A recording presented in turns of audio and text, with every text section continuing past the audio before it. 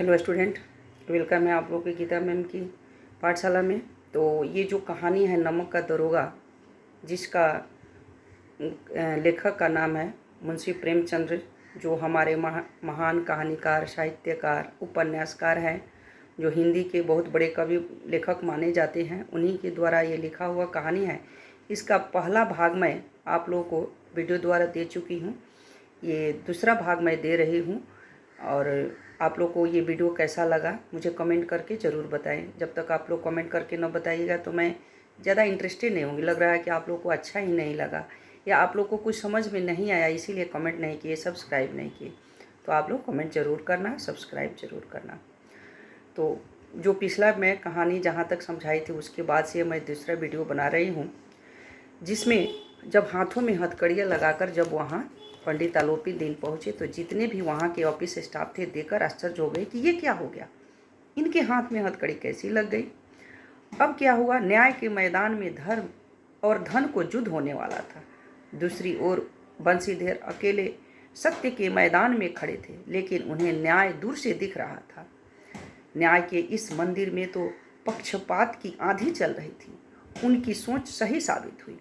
मुकदमा प्रारंभ हुआ और आलोपी दीन के विरुद्ध कोई ठोस परिणाम न होने के कारण उन्हें रिहा कर दिया गया। उल्टा बंशीधर को ही उसकी उदंडता और विचारहीनता की दुहाई देकर भविष्य में होशियार रहने की चेतावनी दी गई और उन्हें नौकरी से निकाल दिया गया। इस फैसले से सभी प्रसन्न हो गए। सभी कौन प्रसन्न हुए? जो ऑफिस स्टाफ थे, सभी प्रसन्न हो गए कि अच्छा चले थे अपनी दादागिरी दिखाने, नए नए दरोगा बने हुए हैं, इतने बड़े जमींदार को अरेस्ट करने चले थे, अब इनका अकड़ी सीधा हुआ, उनको निकाल दिया गया। पंडित आलोपी दीन मुस्कुराते हुए बाहर निकले। कहाँ से निकले? अदालत से निकले। बंशीधर जब बाहर निकले तो उन्हें चारों ओर से व्यंग बाड़ों की बौछावर सहनी पड़ी, जो मैं पहले बोल चुकी हूँ कि चले है दरोगा की सातिर बकारने हो गया इनका। आज उन्हें एक खेदजनक अनुभव हुआ था। उन्होंने धन से बैर मोल लिया था, उसका मूल्य चुकाना तो अनिवार्य था। 1 सप्ताह के भीतर उनकी नौकरी से छुट्टी हो गई। यह उनकी कर्तव्यनिष्ठा का ही दंड था।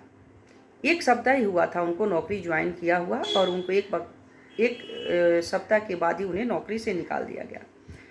जब उन्होंने,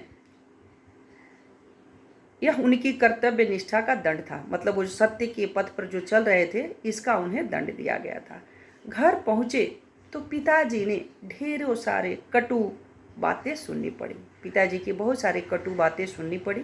वृद्ध माता को भी बहुत दुख हुआ और पत्नी ने तो कई दिनों तक सीधे मुंह तक बात नहीं की। इसी तरह 1 सप्ताह बीत गया। शाम का समय था। बंशीधर के पिता बैठे राम नाम की माला जप रहे थे। तभी वहां राजसी ठाट बाट के साथ पंडित आलोपी दीन पहुंचे। उन्हें देखकर मुंशी जी ने दौड़कर, कौन से मुंशी जी? मतलब मुंशीधर के पिताजी, बूढ़े मुंशी जी, दौड़कर दंडवत किया और लल्लो चप्पो की बातें करने लगे, मतलब खुशामद करना, उनके खुश करने वाले बातें बोलने लगे। लेकिन पंडित जी ने उन्हें ऐसा करने से रोका। पंडित जी कौन? आलोपी दीन ने उन्हें लल्लो चप्पे की बातें जो कर रहे थे, जो दंडवत किए, इन सब चीज़ों से उन्हें रोका। फिर से बंशीधर बोले कि मैं सबको अपने धन के बल पर गुलाम बनाया, लेकिन आपने मुझे परास्त किया। किसने बोला? आलोपी दीन ने बोला कि मैं अभी तक, जितना मेरा उम्र हुआ, अभी तक धन के बल पर मैं सबको गुलाम बना दिया, लेकिन आप एक पहला व्यक्ति है जिसको मैं हरा नहीं सका धन के बल पर। इसलिए मैं आपसे कुछ प्रार्थना करना चाहता हूँ। बंशीधर ने आलोपी दीन का सत्कार स्वाभिमान पूर्वक किया। वह समझ रहे थे कि पंडित जी ने उन्हें लज्जित करने आए हैं, क्योंकि उनके बेटा ने उन्हें नमक के अवैध तरीके से जो व्यापार करते थे उसमें अरेस्ट किया था। तो बूढ़े मुंशी जी को लगा कि ये मुझे और लज्जित करने आए हैं मेरे बेटे के किए कारनामे काम से, लेकिन ऐसा कुछ नहीं था, कुछ और हुआ। लेकिन उनकी बातें सुने तो जो मन का मैल था मिट गया और शर्माते हुए बोले, यह आपकी उदारता है जो ऐसा कहते हैं, मुझसे जो कुछ अविनय है उसे क्षमा कीजिए, मैं धर्म की बेड़ी में जकड़ा हुआ था, नहीं तो वैसे मैं आपका दास हूँ। जो आज्ञा होगी वह मेरे सिर माथे पर। यह सुन आलोपी ने अब अपनी प्रार्थना स्वीकार करने की बात करते हुए एक स्टाम्प लगा हुआ पत्र निकाला और बंसीधर को उस पर हस्ताक्षर करने को कहा। पंडित जी ने उन्हें अपनी जायदाद का अस्थाई मैनेजर नियुक्त कर दिया था और बदले में अच्छा वेतन, भत्ता और अनेक सुविधाएं देना चाहते थे। बंसीधर ने जब यह सब पढ़ा तो आंखों में आंसू भर कंपित स्वर में बोले, पंडित जी, मैं ऐसे उच्च पद के योग्य नहीं हूँ। आलोपी दीन ने हंसकर कहा, मुझे इस समय एक अयोग्य मनुष्य की ही जरूरत है। जब बंसीधर ने बोला कि मैं आपके काम लायक नहीं हूँ, इस पर आलोपी दीन ने हंसते हुए बोला कि अभी मेरे को इस वक्त एक अयोग्य व्यक्ति की ही जरूरत है। आलोपी दीन ने कहा कि बंसीधर ने फिर कहा कि मुझ में इतनी बुद्धि विद्या नहीं जो ऐसा महान कार्य कर सकूं। लेकिन आलोपी दीन के कलम उन्हें पकड़ाते हुए कहा कि मुझे विद्वता, मर्मज्ञता, अनुभव और कार्य कुशलता की चाह नहीं है।